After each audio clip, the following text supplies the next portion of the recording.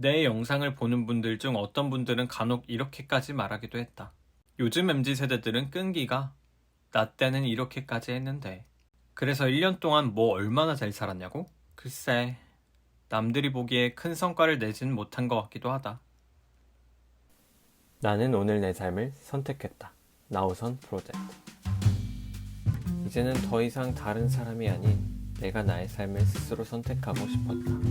이 프로젝트는 그런 마음으로 만들었다. 1년 전 나는 퇴사를 했다.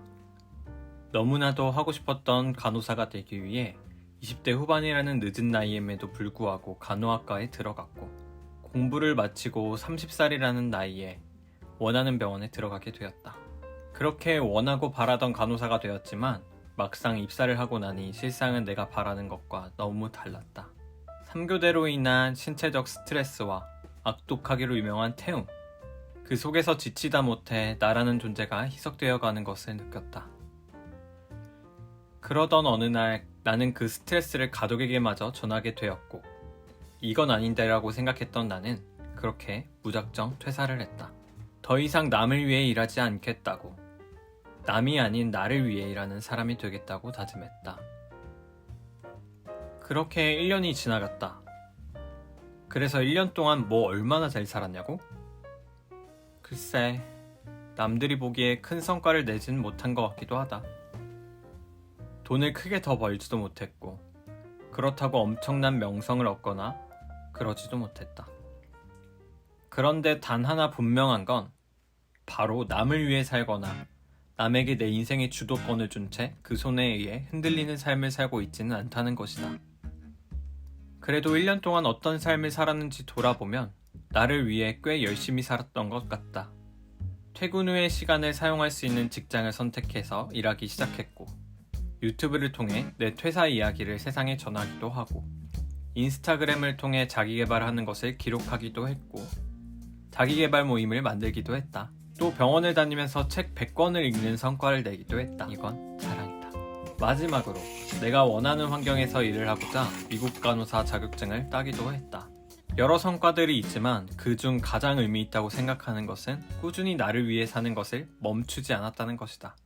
출근 전 아침마다 같은 곳에서 책을 읽고 점심시간에는 또 책을 읽고 출퇴근하는 길에는 나에게 도움이 되는 영상들을 보고 퇴근 후에 시간도 흘려보내지 않고 나를 위해 공부하며 보냈다. 이 시간들이 말해주는 건 나는 내가 원하는 바를 깨달았고 그것을 위해 노력하기를 멈추지 않았다는 것이다. 내 영상을 보는 분들 중 어떤 분들은 간혹 이렇게까지 말하기도 했다. 요즘 MZ세대들은 끈기가 나 때는 이렇게까지 했는데 이런 말들로 내 삶을 아주 쉽게 평가하는 분도 있었다. 저런 말을 들으며 부끄럽지 않냐고? 혹은 퇴사한 것을 후회하지 않냐고? 미안한 말이지만 나는 나의 선택을 추호도 후회하지 않는다.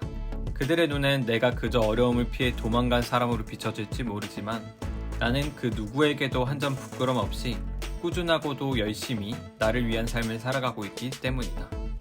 퇴사 후 나를 위해 살면서 느낀 것이 있다. 나는 크게 이룬 것도 없고 평범한 사람인데도 내 이야기에 공감이 되고 비슷한 생각을 하는 분들이 많은지 댓글과 인스타그램 DM으로 질문을 많이 해주셨다. 저도 퇴사를 하고 싶은데요. 출근하기가 너무 싫어요. 이게 맞을까요? 주위의 시선이 두려워요. 가족한테는 뭐라고 말해야 할까요? 평범하고도 평범한 나일 뿐이지만 단 하나의 질문에도 내 상황이라고 생각하면서 답변을 드렸다. 보잘것없는 내 작은 경험이지만 비슷한 고민을 하는 분들에게 도움을 주는 것이 너무 기뻤다. 나에겐 새로운 꿈이 생겼다. 퇴사한 직후엔 남이 아닌 내 삶을 살겠노라 다짐했다면 이제는 나를 위한 삶을 살 뿐만 아니라 예전의 나처럼 퇴사를 고민하는 사람들 혹은 자신의 삶을 살기로 선택하시는 분들에게 나의 이야기로 조언과 도움을 줄 수 있는 사람이 되고 싶다. 오늘도 자신의 삶을 살기로 선택하는 모든 분들을 응원한다. 나는 오늘도 내 삶을 선택한다. 나우선 프로젝트.